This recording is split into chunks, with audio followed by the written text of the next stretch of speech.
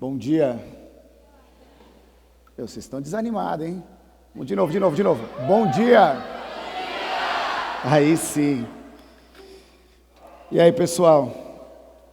Eu quero conversar com vocês hoje um tema muito interessante. Se fôssemos colocar um nome, o nome seria: Precisamos nos libertar de Cristo. Olha para o seu irmão do lado aí e fala assim, ó: você precisa se libertar de Cristo. Olha para o do outro lado e fala assim, ó: você precisa se libertar de Cristo.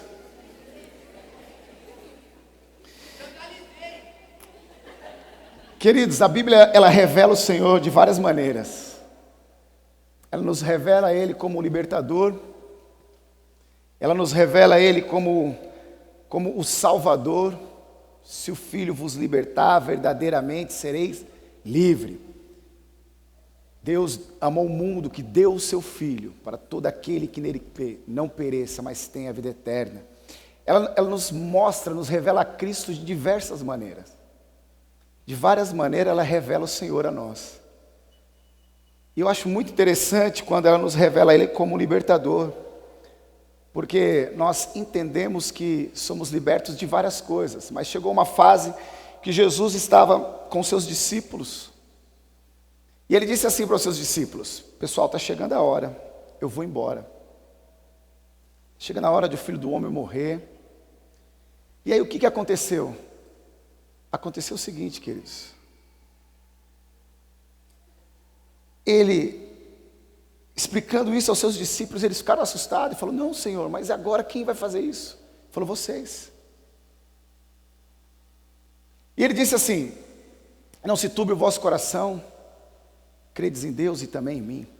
Na casa de meu pai há muitas moradas, porque se não fosse assim, eu não teria dito. Eu vou e vou preparar lugar.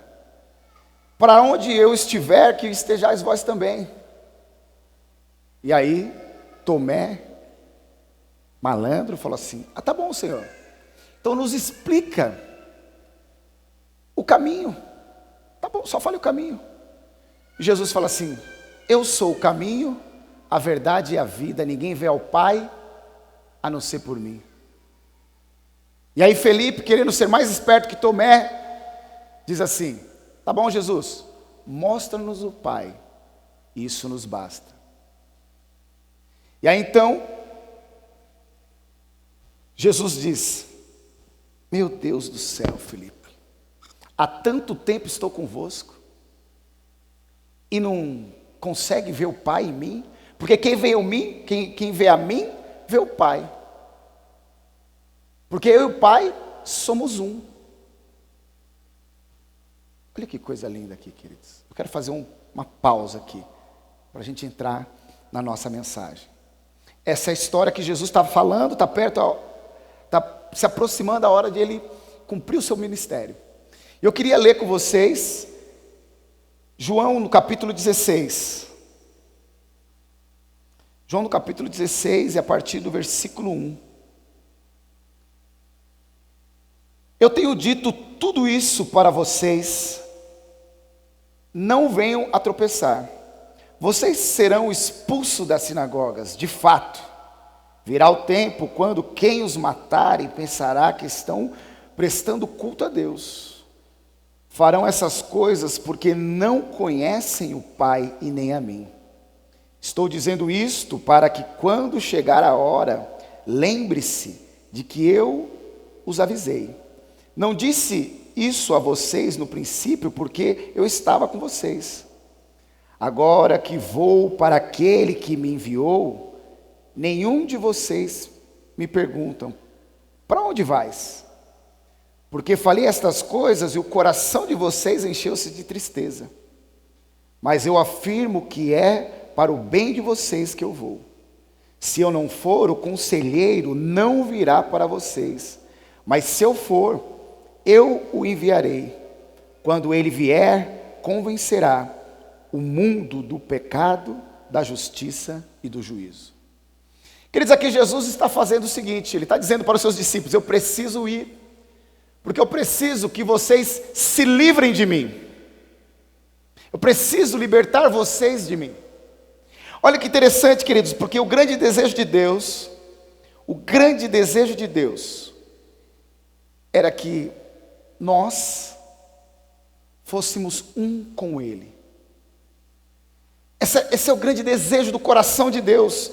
Preste atenção, a Bíblia diz, em João 17, 20 a 23, não rogo somente por estes, mas também por aqueles que vieram a crer em mim, por intermédio da sua palavra, a fim de que todos sejam um, e como és tu, ó Pai, em mim, e eu em ti, também sejam eles em nós, para que o mundo creia que tu me enviastes. Eu lhes tenho transmitido a glória que tens me dado.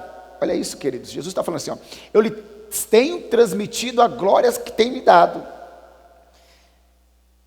para que sejam um conosco, assim como nós somos um neles, e tu em mim, a fim de que sejam aperfeiçoados na unidade, para que o mundo conheça que tu me enviastes, e amastes como também me amastes. Então esse é o desejo de Deus. Romanos 8, 29. Eu quero dar alguns exemplos bíblicos aqui, queridos, para a gente entender esse tema, porque senão a gente vai ficar meio confuso. Então, para que não fique nas palavras do Alessandro, mas na Bíblia, olha aqui, ó, Romanos 8, 29. Porquanto aos que de antemão conheceu, também os predestinou para serem conforme a imagem do seu Filho, a fim de que ele seja o primogênito de muitos irmãos. Queridos, aqui tem uma questão teológica que é discutida há anos, há séculos, e não é esse mérito que eu quero entrar. Eu quero ler isso aqui e vamos interpretar o que está escrito aqui. Está escrito assim, ó. Porque os que de antemão conheceu, também os predestinou a serem conforme a imagem do seu Filho. Você e eu fomos predestinados a ser como Cristo. É isso que a Bíblia está dizendo. Que de antemão conheceu, os predestinou a serem a imagem do seu Filho. Nós fomos predestinados a ser como Cristo. O grande sonho de Deus era que o Espírito Santo habitasse em nós. Olha que coisa interessante. 2 de Pedro 1,4. Pelas quais nos têm sido doados as suas preciosas e muito grandes promessas, para que por essas promessas nos tornássemos participantes da natureza divina. Olha que interessante, queridos. A Bíblia está dizendo que nós somos participantes da natureza divina, livrando-vos da corrupção das paixões que há no mundo. E olha só que interessante, João 14, 21 a 23. Aquele que tem os meus mandamentos e os guardas, esse é o que me ama. E aquele que me ama será amado do meu Pai. E eu também o amarei e me manifestarei a ele. Se alguém me ama, guarda as minhas palavras. O meu Pai o amará. E viremos para ele. E nele faremos morada. Isso é Jesus falando que ele vai morar em nós. Efésios 2, 19 e 22. Assim já não sois estrangeiros e peregrinos, mas concidadãos do céu, e sois da família de Deus, edificados sobre o fundamento dos apóstolos e profetas, sendo ele mesmo, Cristo Jesus, a pedra angular, no qual todo edifício bem ajustado cresce para santuário dedicado ao Senhor, no qual também vós, juntamente, estáis sendo edificado para a habitação de Deus. Você está sendo edificado para a habitação de Deus. A Bíblia está dizendo isso, querido. 1 Pedro 2,5. Também vós mesmos, como as pedras que vivem, sois edificados como casa espiritual, para ser de sacerdócio santo, a fim de oferecer sacrifícios espirituais agradáveis a Deus, por intermédio de Jesus Cristo. Queridos, eu li todos esses textos para a gente entender o propósito de Deus. Na verdade, o propósito de Deus não é que nós venhamos a nos prostrar diante de Jesus Cristo e falar, ó Jesus, me ajuda, me proteja. Não. Porque se nós ficarmos pedindo as coisas para Jesus, Jesus vai ter a mesma função de um ídolo.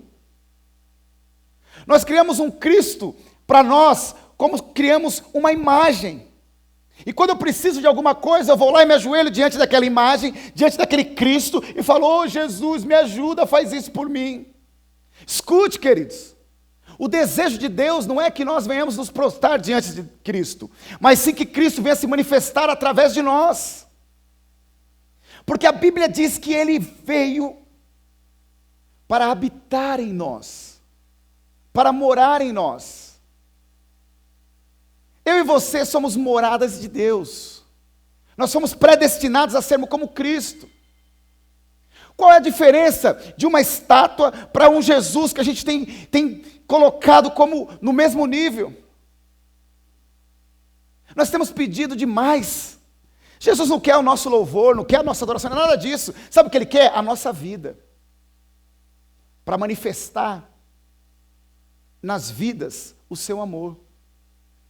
O Cristo que nós precisamos nos libertar é esse Cristo que nós inventamos. O Cristo da religião. Então vamos voltar àquela história, quando Jesus fala para os seus discípulos: eu estou indo embora.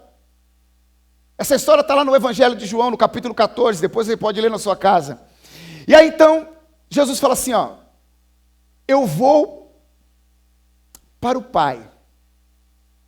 Ele diz assim, ó: fique tranquilo, eu vou e vou preparar lugar, para que aonde eu estou, estejam vocês também. E aí ele diz lá, continuando o texto, ele diz assim, ó: vocês não creem que eu estou no Pai, e o Pai está em mim? E as obras que eu faço, não as faço de mim mesmo, mas faço do Pai que está em mim. Credes ao menos pelas obras que eu tenho feito.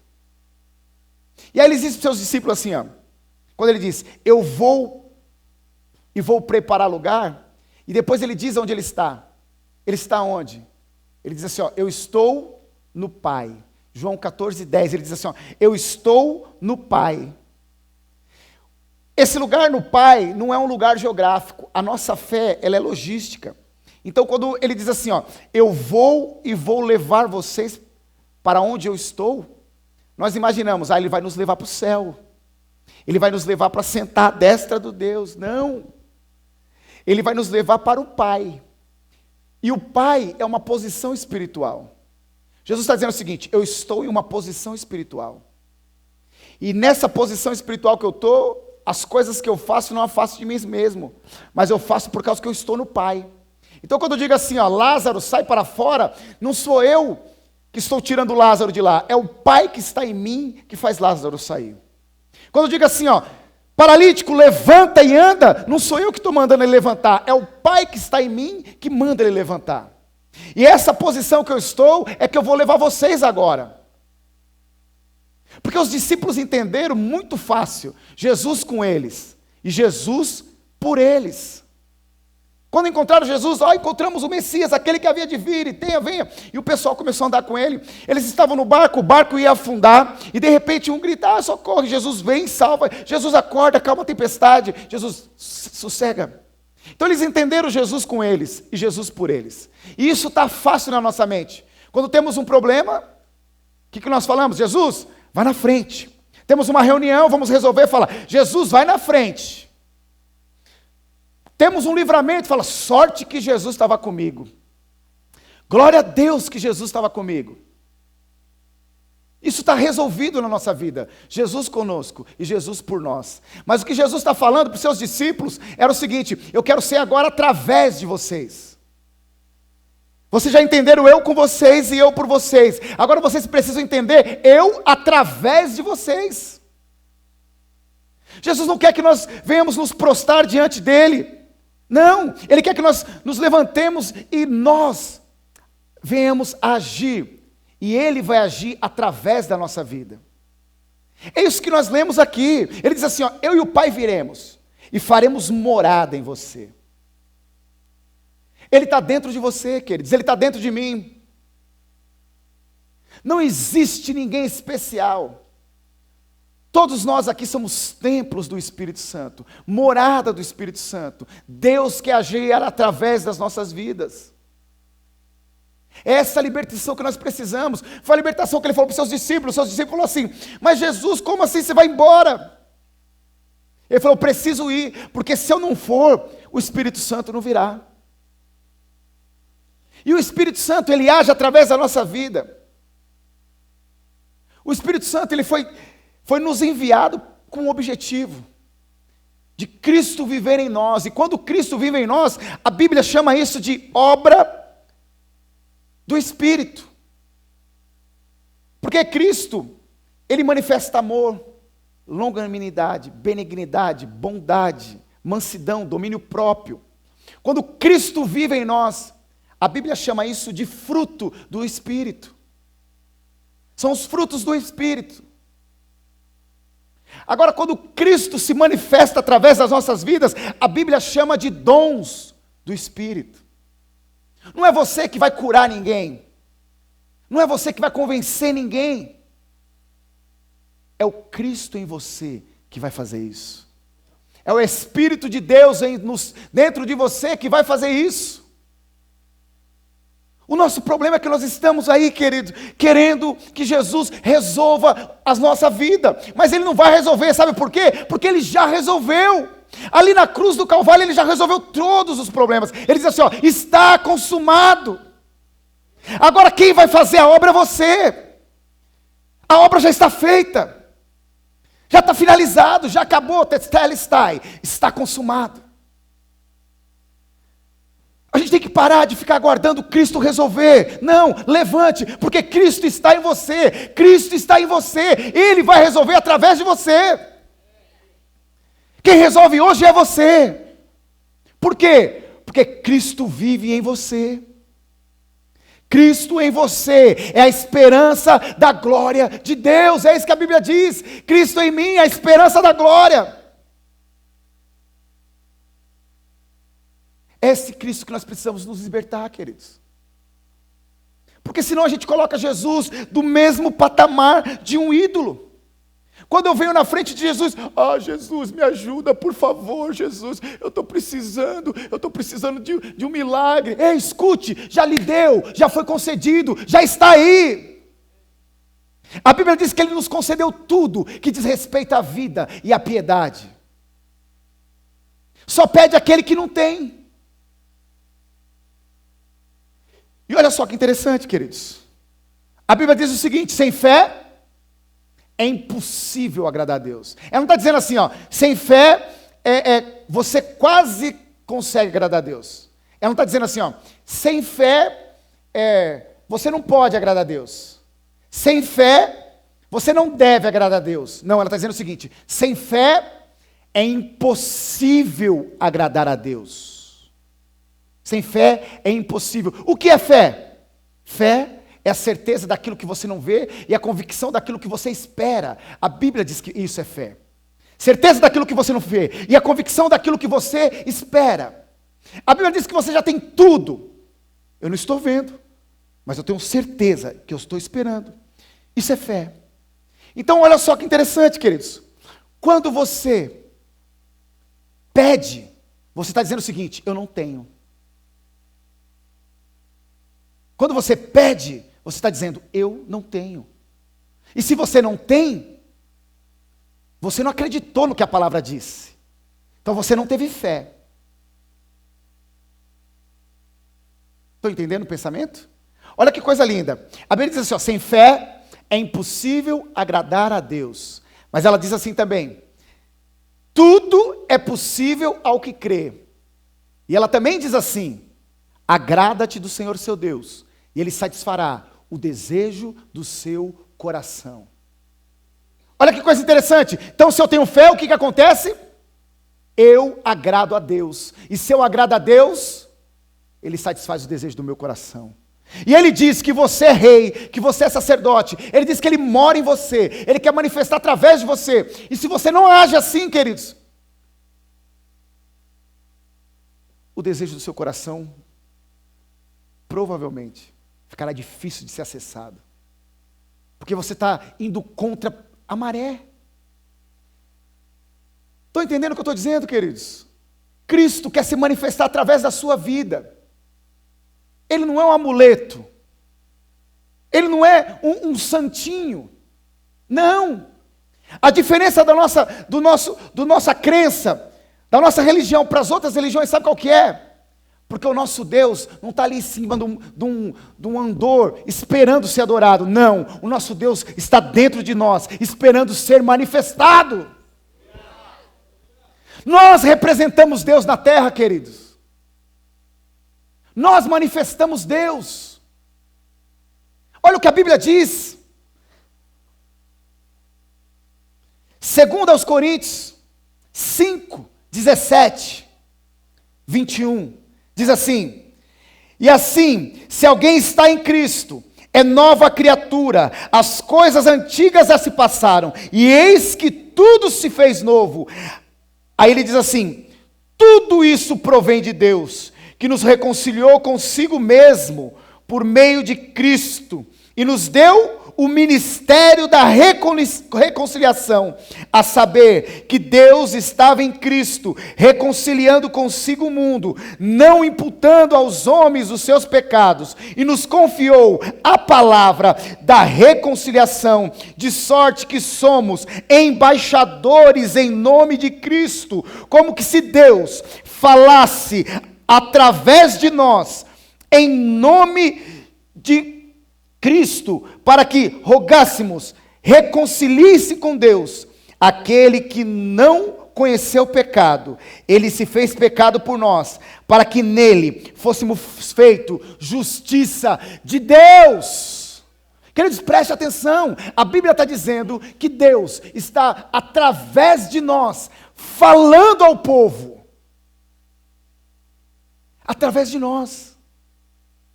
Você representa Cristo. Cristo está dentro de você.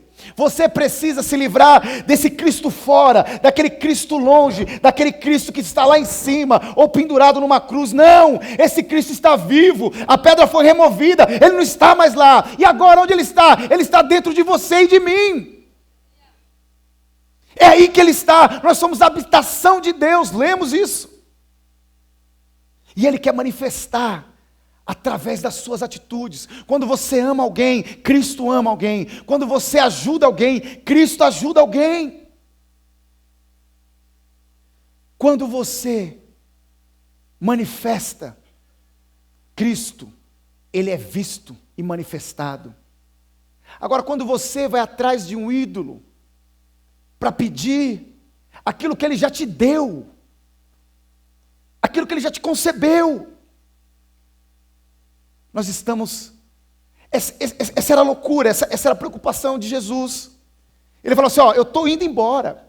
Eu não falei isso antes porque eu estava com vocês, mas agora eu vou. Eu sei que seu coração ficou triste, que eu vou sair fora, mas você precisa se libertar. Por quê? Porque senão o Espírito Santo não vem. E por que o Espírito Santo vem? A Bíblia diz assim, ó: e recebereis poder ao vir sobre vós o Espírito Santo, e sereis o quê?